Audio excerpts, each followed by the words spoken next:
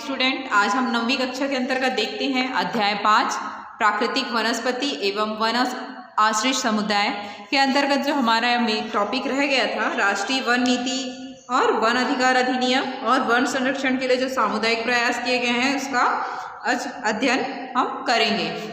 ठीक है, तो देखते हैं राष्ट्रीय वन नीति और वन अधिकार अधिनियम सन 2006।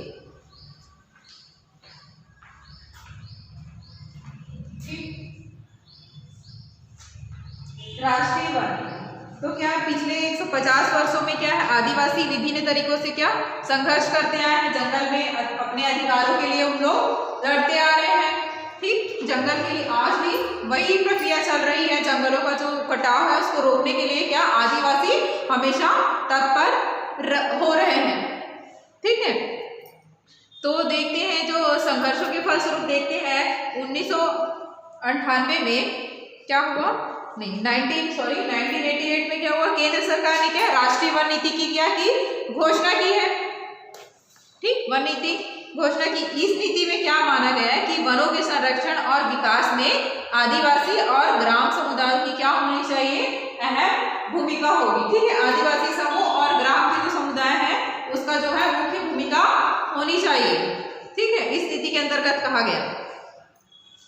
ठीक है, तो जैसे उनके अनुसार क्या हुआ, वनों का उपयोग इस तरह करना होगा कि जिससे वनों के आसपास रहने वाले लोगों को क्या हो सके, रोजगार मिल सके। ठीक है, इस नीति में ने यह भी स्वीकारा कि आदिवासी और जो ग्राम समुदाय है, ठीक है, जो अन्य आश्रित समुदाय जो वनों पर आश्रित है के लिए वनों पर आश्रित है उनके लिए क्या वनों के आसपास उनको रोजगार मिल सके। ठीक है, इस नीति ने यह भी स्वीकारा कि आदिवासी और वन आश्रित जो समुदाय को अपनी जरूरतों के लिए वनों का उपयोग करने का अधिकार है। ठीक है, इस नीति के तहत क्या हुआ, संयुक्त वन प्रबंधन कार्यक्रम चलाया गया, जिसके अंतर्गत क्या हुआ, आदिवासियों को जंगल से चारा, ठीक है, जलाऊ लकड़ी, घरेलू उपयोग के लिए लकड़ी, ठीक है, इसके तहत क्या वनोपज इकट्ठा करने का अधिकार मिल गया और वन विभाग के तहत रोजगार भी मिला। लेकिन साथ साथ उन पर दबाव भी बढ़ने लगा। ठीक है, बढ़ने लगा कि खेती हर जमीन पर अपना अधिकार छोड़ दे ताकि वहां पेड़ लगा जाए। आदिवासी जो क्षेत्र है जो जहाँ पे खेती कर रहे हैं वहां पे उन लोग को दबाव बनाया गया है कि उस क्षेत्र को छोड़ दे ताकि वहां पर वन हम लगा सकें। ठीक है, शासन के द्वारा ऐसा वो किया जा रहा है, उनके ऊपर दबाव डाला जा रहा है। ठीक है, तो इसी समय देश में क्या विभिन्न हिस्सों में बाघ को बचाने के लिए क्या बाघ अभयारण्य और राष्ट्रीय उद्यान स्थापित किए गए हैं, जिनमें क्या हुआ, जिससे लाखों आदिवासी क्या हुए हैं, बेदखल हो गए हैं, मतलब जंगल से निकाले जा रहे बाघ संरक्षण और अन्य जो उद्योग है वो स्थापित करने के लिए। ठीक है, इस देश में क्या, देश भर में क्या है, आदिवासियों की जो बढ़ती बदहाली पर चिंता होने लगी। और क्या सन 2006 में संसद ने क्या किया, लंबे विचार और वाद विवाद के बाद वन अधिकार अधिनियम सन 2006 पारित किया। ठीक है, तो इस अधिनियम ने पहली बार यह स्वीकार किया कि पिछले सन 200 वर्षों में आदिवासियों को उनके अपने वनों पर पारंपरिक अधिकारों को ना मानकर उनके साथ अन्याय किया गया है। तो यह भी स्वीकार किया गया कि वनों का संरक्षण या विकास आदिवासियों के अधिकार की बहाली के बगैर ही संभव नहीं है। ठीक, तो इस कानून के द्वारा क्या आदिवासियों का जंगल के अन्य पारंपरिक जो उपभोक्ताओं को वनों पर उनके पारंपरिक अधिकार और जिस भूमि पर वे खेती कर रहे हैं उस पर उनका स्वामित्व दिया गया। ठीक, तो इस अधिनियम में पहली बार यह भी स्वीकार किया गया कि पिछले 200 वर्षों में क्या आदिवासियों को उनके जमीन और अपने वनों पर जो पारंपरिक जो अधिकार है को ना मानकर उनके साथ अन्याय किया गया है।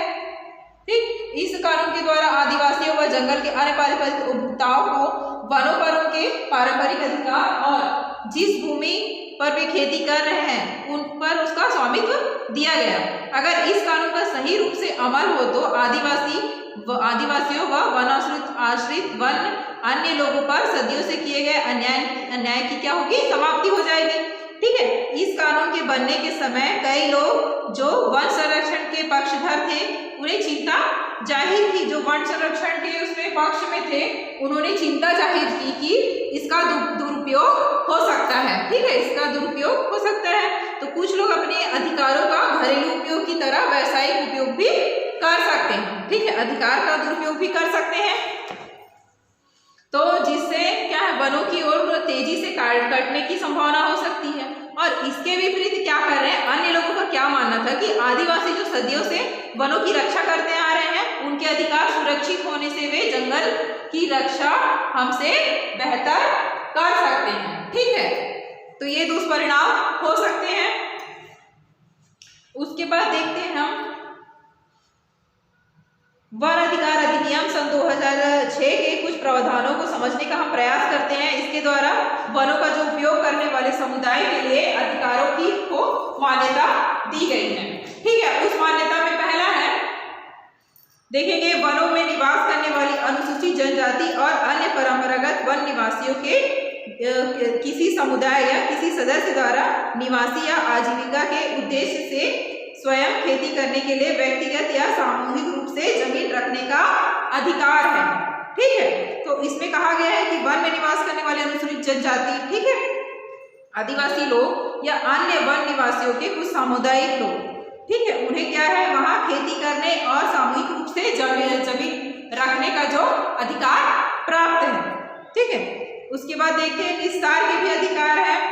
फिर तीसरा है पारंपरिक रूप से संग्रहित लघु उपज को एकत्र करने व बेचने पर उनका स्वामित्व अधिकार होना चाहिए। संग्रहित लघु उपज वनोपज मतलब वनों से जो प्राप्त हो रहे हैं, ठीक है, उद्योग जैसे जो बेचते हैं, जैसे हर्रा बेहड़ा या अन्य वनों से जो प्राप्त हो रहे हैं वनोपज, उसको क्या बेचने का अधिकार प्राप्त है। ठीक है, आदिवासियों को जो वनों पर आश्रित है उन लोगों को।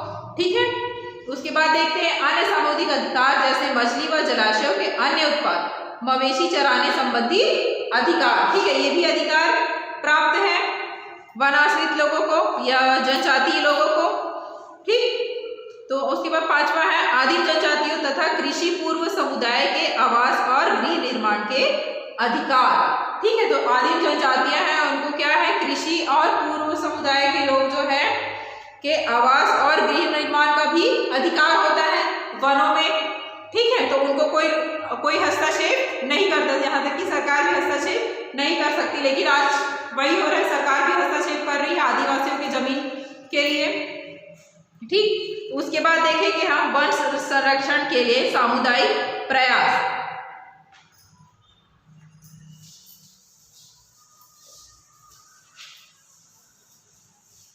देखते हैं हम वन संरक्षण के लिए क्या क्या सामुदायिक प्रयास किए गए हैं। ठीक है, तो जगदलपुर से तकरीबन 45 किलोमीटर की दूरी पर एक गांव है। तो देखते हैं गांव में संध करमारी, ठीक है, साल और मिले जुले पेड़ से घिरे जंगल के बीचों बीच में धान की खेत फैले हुए हैं। ठीक है, जंगल और खेतों से घिरे हुए इस गांव की सीमा कहाँ, उड़ीसा से सटी हुई है। और यूँ तो अधिकांश क्या सीमा कुंरुंदी नामक छोटी नदी से बनती है, लेकिन कुछ हिस्से पर क्या है, मेड़ भी बनी हुई है और गांव की बसाहट काफ़ी बिखरी हुई है, जिसमें क्या 8-10 समुदाय के लोग बसते हैं। तो धान के खेत फैले होने के बावजूद गांव की सीमा में काफ़ी हिस्सा जंगल का है। ठीक है, जिसमें से कई नदियां नाले बहते हैं। तो हम किसी भी दिशा में गांव से प्रवेश कर सकते हैं।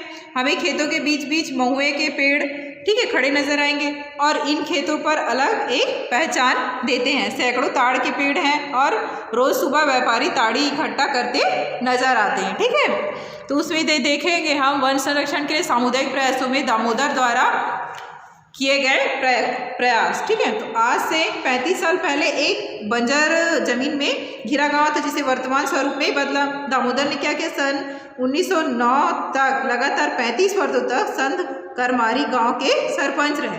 ठीक है, तो जगदलपुर छात्रावास से लौटकर उन्होंने देखा कि जंगल के बड़े बड़े पेड़ काट दिए गए हैं और लोगों को चूल्हा जलाने के लिए जड़ें खोदकर लानी पड़ रही है। ठीक है, जहाँ भी दामोदर गए उन्हें क्या पेड़ों के टूट नजर आए।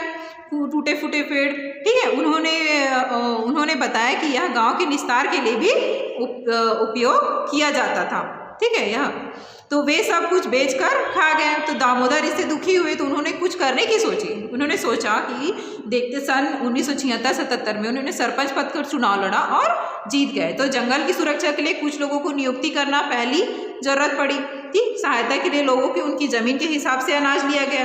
तो नष्ट हो चुके जो निस्तार के जंगल को हरा भरा किया गया, जिससे अब वहाँ बडला कोट, ठीक है, उगाया गया वन कहा जाने लगा।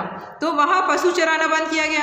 वन विभाग से बीज प्राप्त करके उनमें आम, चिरौंजी, महुआ, बीजा, साल, सतारी, जामुन, आंवला, सफ़ेद मूसली, काली मूसली आदि उगाए गए, ठीक है। तो आज 35 साल बाद यह 215 एकड़ का जंगल इस बात का प्रमाण है कि लोग अपने बल पर कितना कुछ नहीं कर सकते हैं, ठीक। तो संत करमारी के लोग की एक और संपदा है, ठीक है, मावली कोट। मावली देवी का एक पवित्र जंगल है। तो ये क्या है, 100 एकड़ के पुराने जंगल में लंगूर, उड़ने वाली गिलहरी और अनेक पक्षी रहते हैं यहाँ। तो यहाँ अनेक औषधि वनस्पति भी मिलती है, ठीक है। पुराने जंगल में किस तरह की विविधता हुआ करती थी, जब दामोदर सरपंच बने तो यह जंगल भी सिकुड़ रहा था, ठीक है। तो दामोदर की कोशिशों से लोगों ने जंगल की रक्षा करनी शुरू की और इस वन के नज़दीक के खेत लोगों ने छोड़ दिए ताकि जंगल फैल सके। यह वन बस्तर में सबसे बड़ा वन है, ठीक है। तो इसके कारण राजनांदगांव में भी छा गई हरियाली, ठीक। नेक्स्ट टॉपिक है, तो छत्तीसगढ़ में देखेंगे नांदगांव जिले में वन परिक्षेत्र जो बाघ नदी के अंतर्गत उप परिक्षेत्र छुरिया के घोगरे गांव का जंगल जो किसी भी अवैध कटाई या उत्खनन व अनियंत्रित चराई के कारण वीरान हो गए हैं। ग्रामीणों की सक्रियता व जागरूकता, ठीक है, ग्रामीणों की जो सतर्कता है और जागरूकता के कारण वह क्षेत्र फिर से हरी भरी और हरियाली सी दिखाई पड़ती है, ठीक। तो और देखते हैं जो दशक पूर्व यहाँ क्या जंगल का बहुत ही बुरा हाल था। अवैध कटाई के कारण क्या पूरा जंगल वीरान सा हो गया था, लेकिन दामोदर के प्रयासों के कारण, ठीक है, उनके प्रयासों के कारण क्या यहाँ फिर से हरी भरी पूरी जो दृश्य है वो नजर आने लगे, ठीक। तो ऐसे समय में ग्रामीणों को क्या जलाऊ लकड़ी और पालतू जानवरों के लिए चारा मिलना भी मुश्किल हो गया था, लेकिन दामोदर के प्रयासों से वो सब मतलब उनकी मेहनत रंग लाई, ठीक है। यहाँ पे हमारा जो पाठ है वनाश्रित समुदाय और वन का वो समाप्त हो गया, ठीक है बच्चों।